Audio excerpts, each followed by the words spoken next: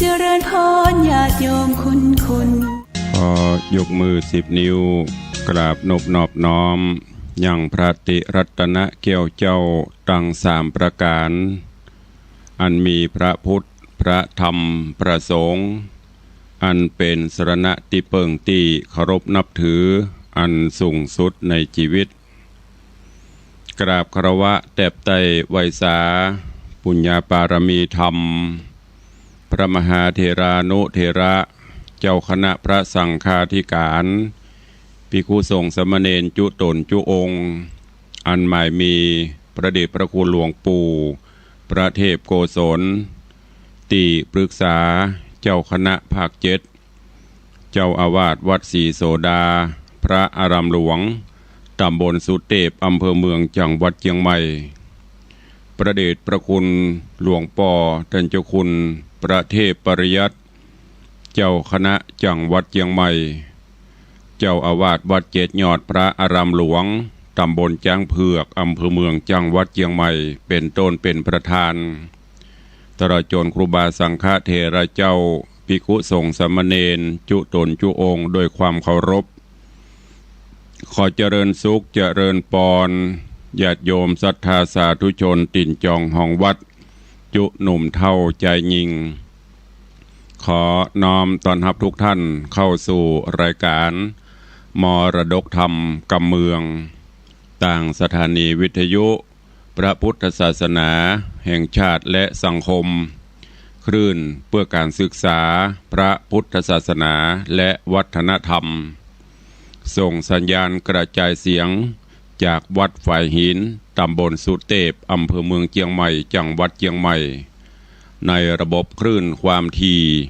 FM 104.50 เมกะเฮิรตซ์สถานีวิทยุพระพุทธศาสนา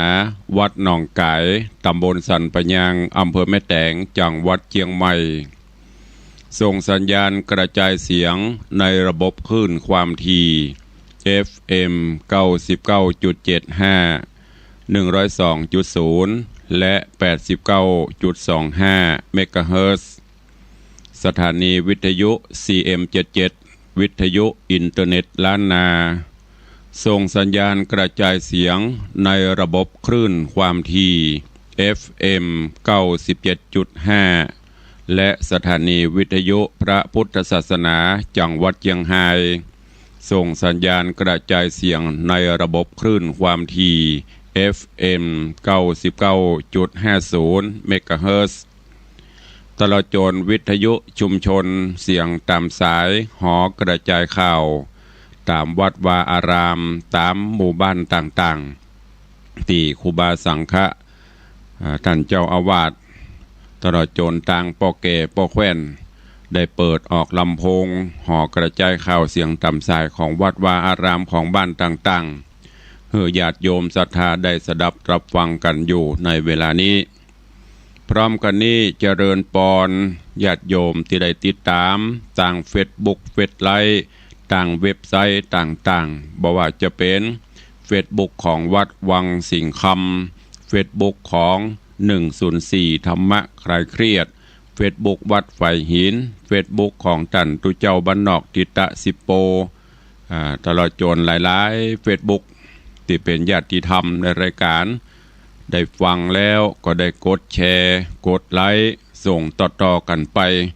เพื่อให้ญาติธรรมได้สดับฟังเสียงธรรมะกันอยู่ในเวลานี้แล้วก่อนแล้วแชร์ได้กดแชร์ไลค์อาตมภาพพระครูวิสิทธิ์ศรีลาภรณ์เจ้าคณะตำบลป่าแดดเจ้าอาวาสวัดวังสิงห์คำตำบลป่าแดดอำเภอเมืองเชียงใหม่จังหวัดเชียงใหม่เป็นผู้ดำเนินรายการก็นำธรรมะสาระปืนเมืองทำข้าวมาเทศนาฮือท่านทั้งหลายได้รับฟังกันเป็นประจำถึงวันตั้งแต่เวลา6 โมงถึง7 โมงเช้าโดยประมาณยกเว้นพี่น้องที่ฟังสัญญาณจากดอยม่อนจำปีวัดพระแก้วจังหวัดเชียงราย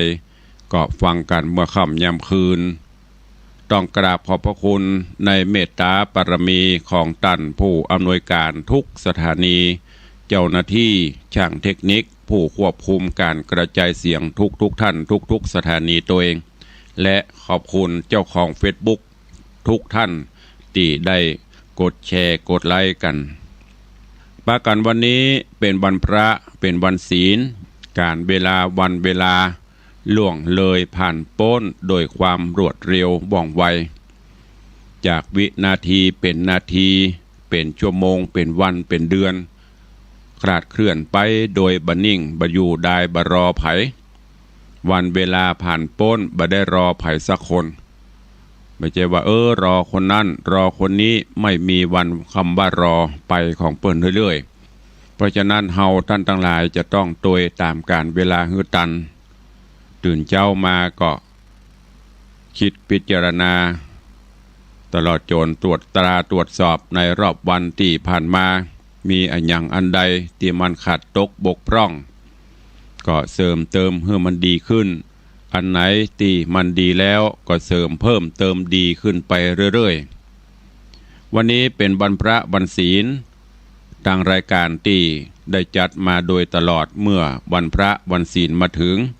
ก่อนที่จะได้ฟังน้ำฟังธรรมก็จะได้เชิญชวนสาธุชนญาติโยมทั้งหลายเข้าเฝ้าองค์พระผู้มีพระภาคเจ้าโดยการไหว้พระ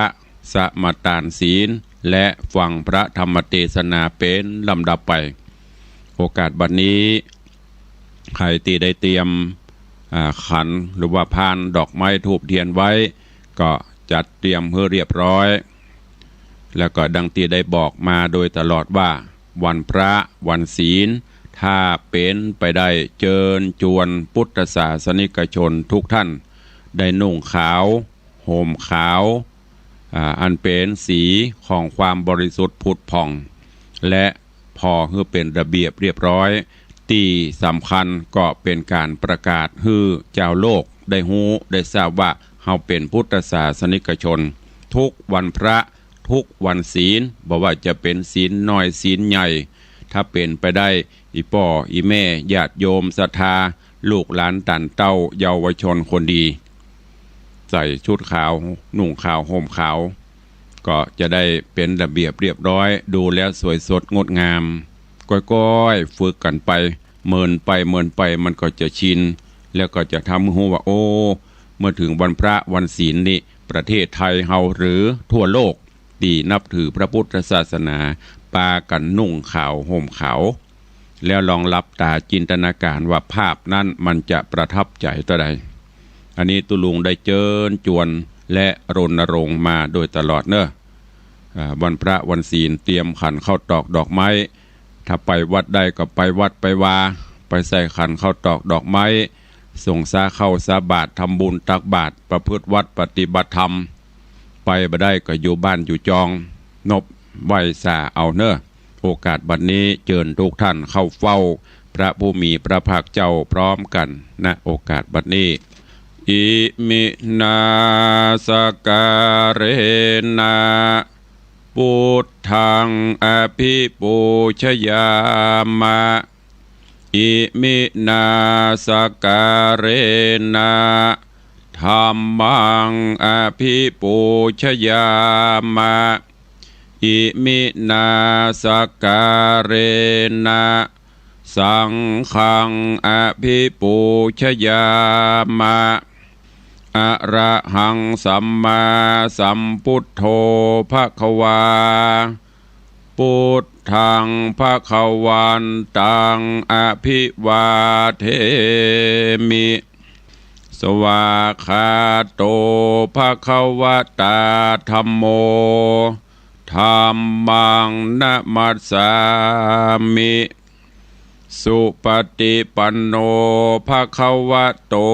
สาวกสังโฆสังฆังนะมามิหันธรรมยังพุทธัสสะภควโตบุพพาคณมกาลังกะโรมะเสนะโมตัสสะภะคะวะโตอะระหะโตสัมมาสัมพุทธัสสะ นะโมตัสสะภะคะวะโตอะระหะโตสัมมาสัมพุทธัสสะนะโมตัสสะภะคะวะโตอะระหะโตสัมมาสัมพุทธัสสะอิติปิโสภะคะวะอะระหังสัมมาสัมพุทโธวิชชาจรณะสัมปันโนสุขโตโลกวิทูอนุตตโรปุริสะธรรมัสสารถิสัทธาเทวมนุษย์สานังพุทโธภควาติสวากขาโตภควตาธัมโมสันทิฏฐิโกอากาลิโกเอหิปัสสิโกโอปนะยิโกปัจจตังเวทิตปโปวินยูหิติสุปฏิปันโนภควโตสาวกสังโฆอุชุปฏิปันโนภควโตสาวกสังโฆยายะปฏิปันโนภควโตสาวกสังโฆสามีจิปฏิปันโนภควโตสาวกสังโฆยะทิทางจัตตาริปุริสายุคานิอัฏฐาปุริสาปุคลาเอสะภควโตสาวกสังโฆอาหุนยโยปาหุนยโยทักขินยโยอัญชลีกาลนิโยอนุตตรังปุญญเขตังโลกัสสาติได้ไหวพระนบธรรมจุ่มอกเย็นใจแล้วตอนนี้ไปตั้งอกตั้งใจสมาทานหับศีลมะยังพันเตติสาลาเนนะสังหาปัญจสี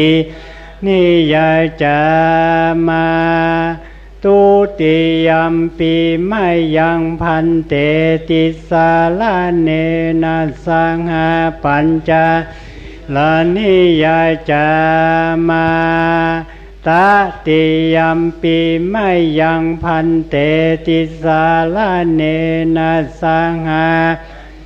ศีลานิยจามานะโมตัสสะภะคะวะโตอะระหะโตสัมมาสัมพุทธัสสะนะโมตัสสะภะคะวะโตอะระหะโตสัมมาสัมพุทธัสสะนะโมตัสสะภะคะวะโตอะระหะโตสัมมาสัมพุทธัสสะนะโมตัสสะภะคะวะโตอะระหะโตสัมมาสัมพุทธัสสะนะโมตัสสะภะคะวะโตอะระหะโตสัมมาสัมพุทธัสสะนะโมตัสสะภะคะวะโตอะระหะโตสัมมาสัมพุทธัสสะพุทธังสรณังคัจฉามิพุทธังสรณังคัจฉามิธัมมังสรณังคัจฉามิธัมมังสรณังคัจฉามิสังฆังสรณังคัจฉามิสังฆังสรณังคัจฉามิตุติยัมปิพุทธังสรณังคัจฉามิตุติยัมปิพุทธังสรณังคัจฉามิตุติยัมปิธัมมังสรณังคัจฉามิตุติยัมปิธัมมังสรณังคัจฉามิตุติยัมปิสังฆังสรณังคัจฉามิตุติยัมปิสังฆังสรณังคัจฉามิตติยัมปิ พุทธังสรณังคัจฉามิตติยัมปิพุทธังสารนังคัจฉามิตติยัมปิธัมมังสรณังคัจฉามิตติยัมปิธัมมังสารนังคัจฉามิตติยัมปิสังฆังสรณังคัจฉามิตติยัมปิสังฆังสารนังคัจฉามิปานาติปาตาเวรมณีสิกขาปตังสมาติญามิปานาติปาตาเวรมณีสิกขาปตังสมาธิยามิอตินนาตานาเวรมณีสิกขาปตังสมาติยามิอตินนาตานาเวรมณีสิกขาปตังสมาธิยามิกาเมสุมิจฉาจาราเวรมณีสิกขาปตังสมาติยามิกาเมสุมิจฉาจาราเวรมณีสิกขาปตังสมาธิยามิมุสาวาตาเวรมณีสิกขาปตังสมาติยามิมุสาวาตาเวรมณีสิกขาปตังสมาธิยามิสุราเมรยะมัชฌัปปมาทัฏฐานาเวรมณีสิกขาปตังสมาติยามิสุราเมรยะมัชฌัปปมาทัฏฐานาเวรมณีสิกขาปตังสมาธิยามิอิมานิปัญจสิกขาปตานิสีเลนะสุขติงยันติสีเลนะโภคสัมปตาสีเลนะนิพุติงยันติตัสสมาสีลังวิโสทะเยพมาจโลกาธิปติสหัมปติกัตนันสลีงันทิวลังอัญญาจทาสันติทาสัตตปาราชกชาติกาเทเสตุธัมมังอนุกัมปิมังปะชังได้ไหวพระได้สมาทานศีลเป็นที่เรียบร้อยลำดับต่อไปเชิญญาติโยมทั้งหลายได้ติดตามรับฟังธรรมเทศนาปื้นเมืองเหนือว่าจะเป็นจะได้ก็เชิญทุกท่านตั้งอกตั้งใจฟังณโอกาสบัดนี้นะโมตัสสะภะคะวะโตอะระหะโตสัมมาสัมพุทธัสสะตะตาโกติโยราชาเตสังวัจจะนังสุตวาติสาทะโวดุราสัพปุริสะตังลายตั้งยิ่งใจม้วนหมู่อันนังอยู่ทาดาฟังจะดกยังไปแล้วพระตนแก้วจริงเตสนาว่าอาตตาโกติโยราชาดังนี้เป็นตนภิกขเวดุราภิกขุตังลาอันเป็นสายอริยญาติเจ้าตุกคำเจ้าภาวนาส่วนพระญาโกติญราชฟังถวายวาดทูลสารหูอาการเสียงไข้ซ้ำโคดไม่แน่นามใครยังกำหยาบจ่าห้องเอิ้นด่าโยธาบาสันใดจะสู่เจ้ามีมากเต่าหลวงไหลบ่แป้ใจต่างนา ปอยแล่นกว่าถอยโหนจุมรีปนไพรหน่อยใดกราดกร้อยบำไวปูนดีอายนักแก่หบบ่เป้พระเนมมันมีฤทธิ์ที่เรื่องราบมีอนุภาพสันใด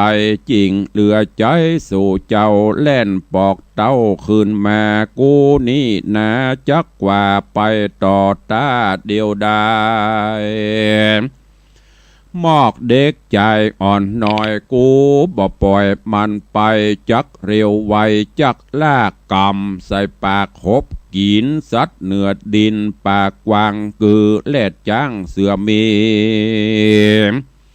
ราชสีตัวใหญ่กูเงียบได้ซับปันบ่หือตันแล่นพรากหนีละจากกองตาจับยับมาใส่ปากบ่เหลือซากแดนได้ใจแดนไกลต่างนาแม่นอาจกลาเสียงสาบมีมนยาวิเศษจบศาสตราเพศสันใดกูจักไปตันต่อฮื้อสูพอเล็งหันบัดนี้แหละนาตังสุตัวอุปราชาตีนอนยักขาห้าวหาดอันเป็นอุปราชแก่เมืองฤทธีเรืองยศใหญ่ฟังเต้าไทยไข่กามจิงย่อมือต่ำวางกล่าวว่าข้าแด่เจ้าปุรีบอกวันดีเจ้าฟ้าโตนภาพนาเบียงใจ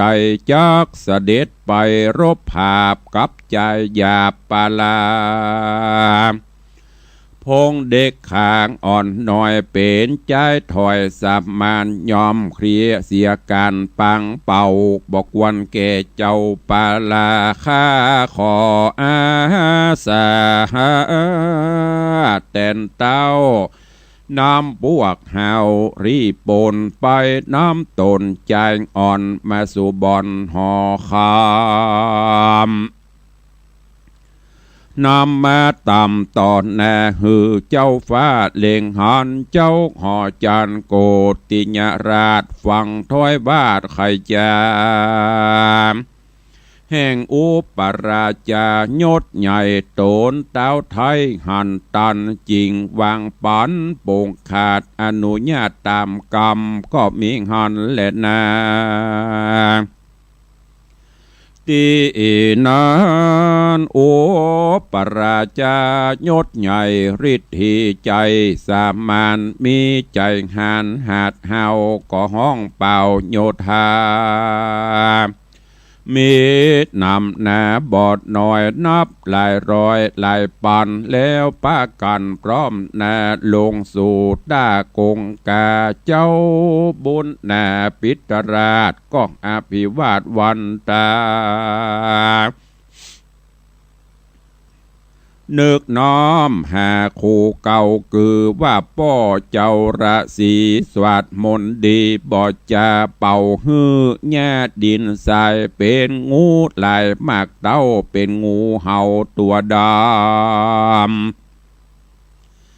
มีหน้านำลายแหล่ยอคอแผ่จุไปเล่นพันภายชกดอดเข้าวันกอดยักขาจุมโยธายักใหญ่เต้าล้มไข่กองการอุปราชหันอาเพศก็สวาดเวทกาถาหันตันตาตอนนาเป็นครุฑกามาปันไล่จับยับพันงูใหญ่ให้เสียงควายบัดเดียวเจ้าก็เรียวเป่าซ้ำเกิดเป็นน้ำนองไหลเสนาในหน่อยใหญ่ตกจมไข่วังบนน้ำต่อจนปัดล่องไปรอดห้องแดนไกลพ้องจมไปใต้น้ำลวดมวดซ้ำดับคันอุปราชหันเงื่อนเก่าจิงรีเป่าเป็นลม โดยอาคมองค์อาจมาปัดวาดเรียวไวน้ำนองไหลก่อนกีก่อนหลีกลี่หายตา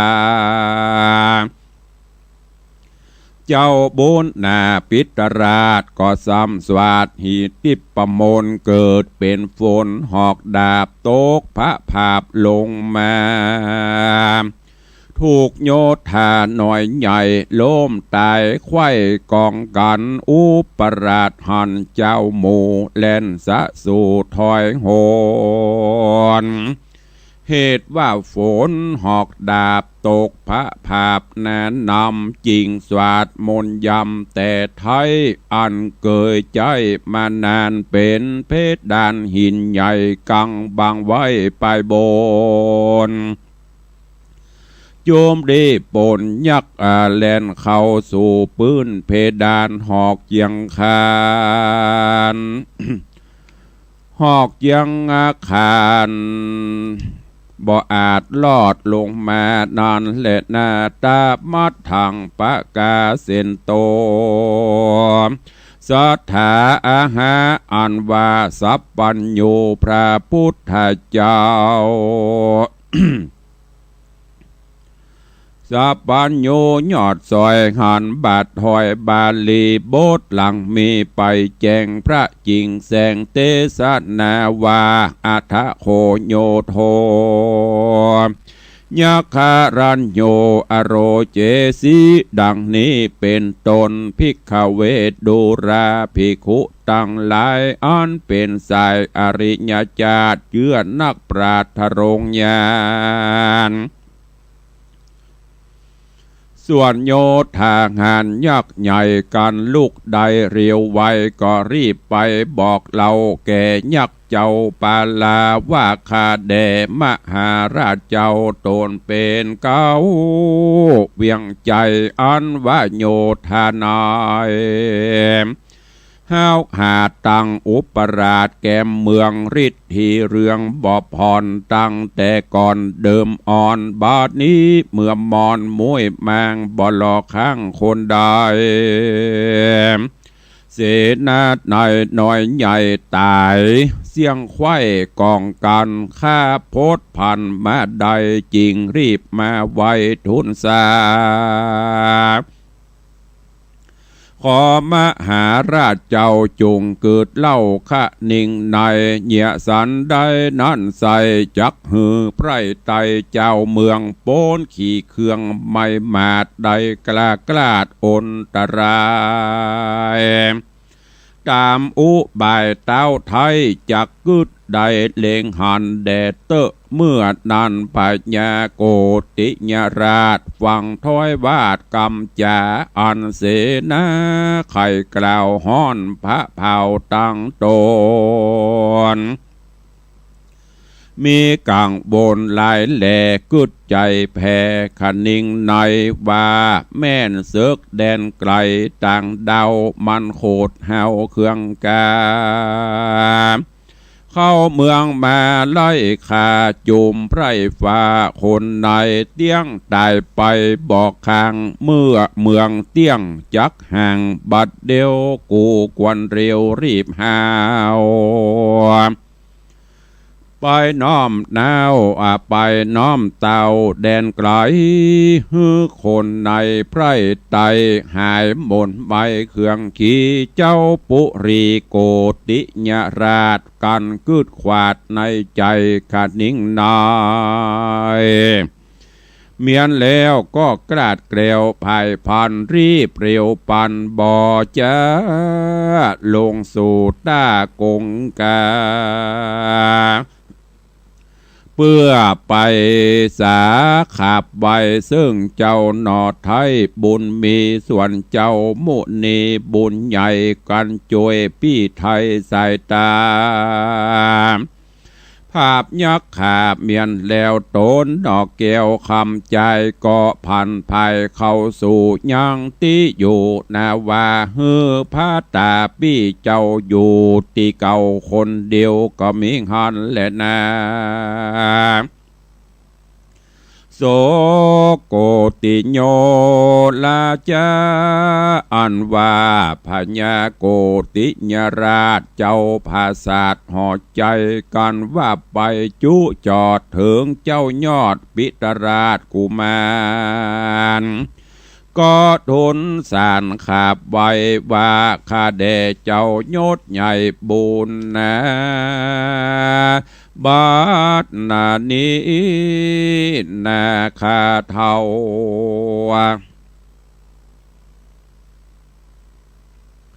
บาดนี้นาคาเท่าบอกกึดเล่าหันไก่หันเสนาในม้วนหมู่มาภาพสู่พระจนกับเจ้าตนบุญกวางเขาจริงมั่งวำวายบ่ลอตายสักผู้ย้อนไปหูสมปานขอองค์คานบุญใหญ่อย่าโคดไม่เครื่องกา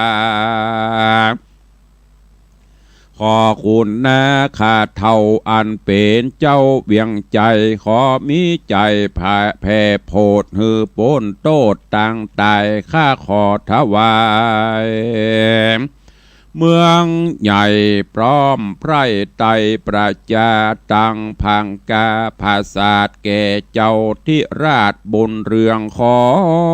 สวยเมืองแดนเป็นลักแก่นเวียงใจ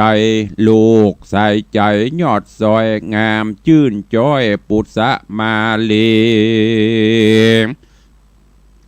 โจมนางเดใจจาดังนางฟ้าสาวสะวันข้าไปหันจวบใดจากสวนดอกไม้วิญญาณนางนงครานผาเสดเป็นโอ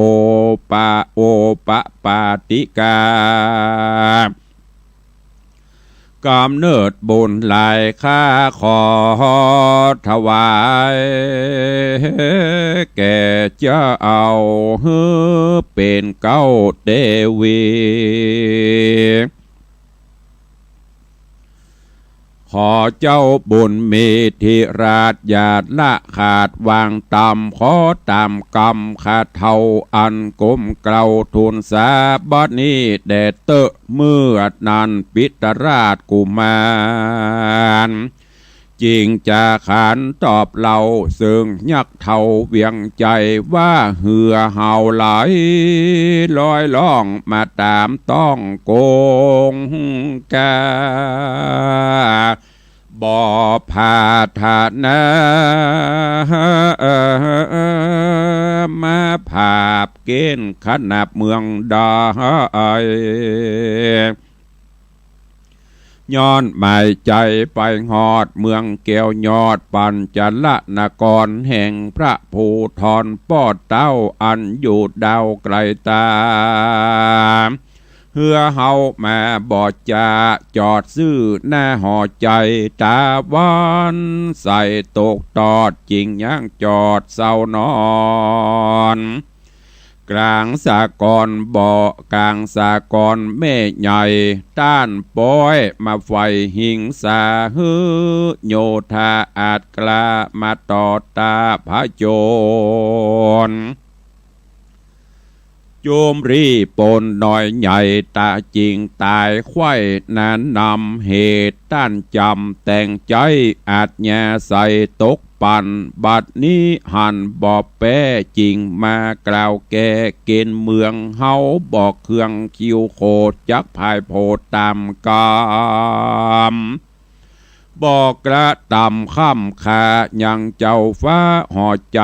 ส่วนกรรมใดตันกล่าวฮือเฮาเป็นเต้าภาปุรี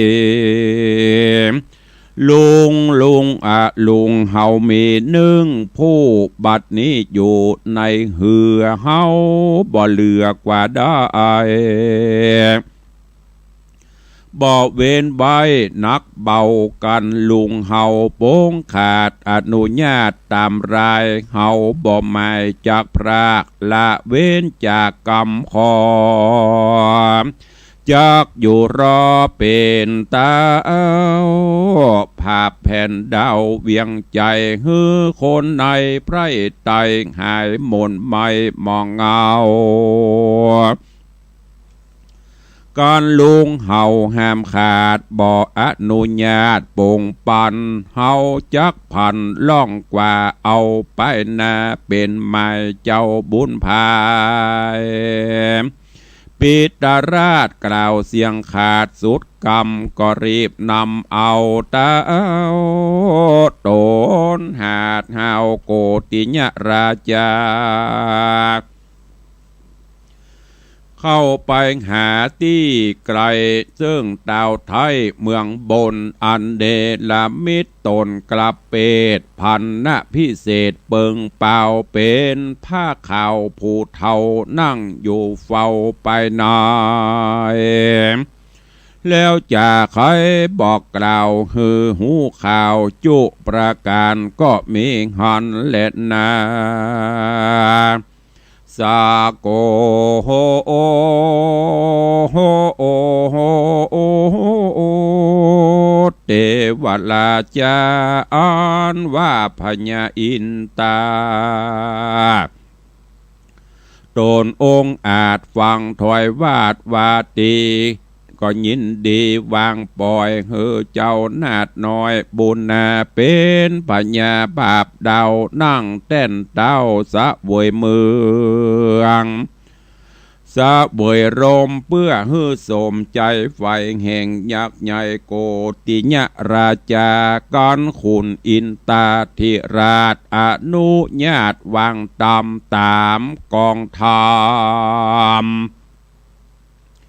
เมียนแล้วกองเฮอเจ้าหนอแก้วนันตะกุมารหนอโปธิญาณบุญมากรีบออกจากนาวาไปจีเสนาน้อยใหญ่อันตายควายกองกันมีอานันหลายแหล่ใหญ่หยัดแผ่สุดตาฮือคืนมาจุผู้มีชีวิตอยู่ยืนไปนอจอมไตโยดเย้าฟังท่านเต้าคุณสวรรค์ก็เร็วปันลาปรากออกมาจากนาวายกมือสาขับไว้ซึ่งเต้าไทยละสียื่นมือดีจี้ใส่ยังยักษ์ใหญ่นานนำแหนอันมรณากรอยกลาดหันตันบาดเร็วไวยักษ์ดงไพรน้อยใหญ่ลุกขึ้นได้จุโคนโจมรีปนมวลหมู่ใจชื่นสู่เจยบานมานะหันแต่ก่อนก็ไม่ผ่อนสูญหายยกมือทะไหวขาบว่าซึ่งเจ้าหนอไทยบุญมีก็มีหันแหละนาก้อนกาละกวนมาควายพญายักษ์ใหญ่โกติญราชาพร้อมเศษนาหลายแหล่ก็แวดแห่นำเอายังเจ้าคิงเหล่าน้อยนาดคือปิตราชบุญนาจากนาวาที่อยู่กันว่าไปหอดแล้วบนผาศาสตร์เกี่ยวเจียงคานก็มีราชองค์การโป่งขาดฮือเอาอำมาตย์ฮืออำมาตย์เสนาไปนำมาบ่จะยังนอนลาปุษะวดิปุษะมาลีผู้งามดีบ่เศร้ามาเป็นกู้เจ้าจอมขวัญแล้วปากันอภิเษกอติเรกมงคลโยกยางโตนปิตราชเป็นเจ้าภาษาสะเวยเมืองโยกนางบนเรืองยอดซอยเป็นกู้หอยเตวีสะเวยปุรีห่วมเจ้าตามฮีดเก่ากองเมืองโยธาเรืองอำมาตย์ปัจจาราชคนในต่างมีใจจื่นสู่โหห้องอยู่เนืองนั้นก็มีหันและนา เจ้าหอจันปิตาราชอยู่ภาษาเจียงคานบ่ปอนานเต้ใส่3 วันไข้เติงตันก็คืดพันใจจอดถึงเจ้ายอดปาลาจิงไข่จ้ากล่าวถอยเกนางยอดซอยเตวีตั้งเจ้าปุรีผู้ท้าเอาหูเก้าขี่หญ้าแล้วอำลากราบรากออกไปจากเวียงใจลงเหือไปจอมหมู่เพื่อไปสู่ปัญจลนครก็มีวันนั้นแหละนาตามาทางปากกาเสนโตสัทธาอาหาสัทธาสัพปัญโยยอดซอยหันบาทถอยบาลีโบสถ์หลังมีไปแจงพระจริงแสงเตสนาวาติทิวะสัจจะเยนะเทวิงอปุชิตวาดังนี้เป็นตนภิกขเวดุราภิกขุโสโหงตนทะรงสินใส่บ่อสาวส่วนว่าเจ้าปิตาราชกุมารบุญสมปานนองเน่าได้เป็นเต่าแก่ยักษ์ขามีจาญากู้หอยงามจืนจ้อยปุตสมาลี3 ร้านดีบอกขาดในภาษาเจียงคานบ่ปอดนานสักกาก3 วันหากเป็นหมายเต้าบุญภายเกิดฮอดใจดันสอดขะนิ่งหามยังมารดาแม่ไทยอันยังไปเกยหันจริงไข่ปันปอกเล่าแก่นางนอดเนาเตวีวาดูราสายสะลียอดซอยงามชื่นจอยโสภาปีขอลาจากน้องไปสู่ห้องแดนไกลย้อนมีใจกึดฮอดหายังยอดแม่มันดาปีพรากมาเมินแก่บอกหูว่าแม่เตวีตายเป็นผีมวยมั่งหรือตกข้างแดนดอยพี่จักไปบอดจาจักไม่น่าขึ้นมาขอสะลีโสพาน้องเนาจุงอยู่เฝ้าหอจานกับจอมขวัญป้อแม่อย่ากึดแผ่เครื่องกานางโสภายดเย้าได้ยินเต้าไข่ปันอกเป็นควันเอาไม่จริงน้อมใบทุนสาว่าข้าแด่มหาราชเจ้าตนเป็นปิ่นเกลาเหนือหัวอันว่าตัวพี่ไทยมาอยู่ได้3 วั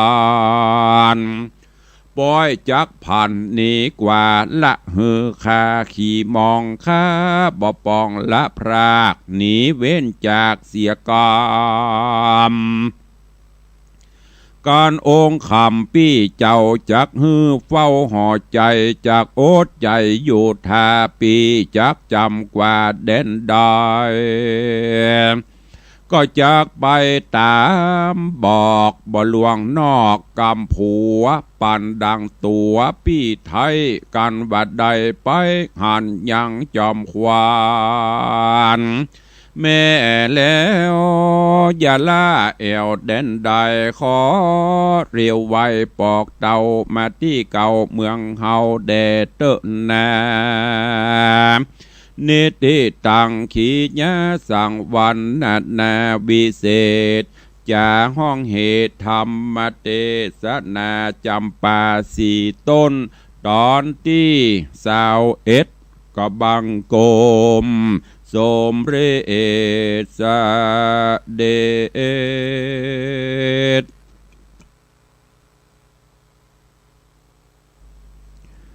บ่ออกไม่ออกศรัทธาญาติโยมทั้งหลาย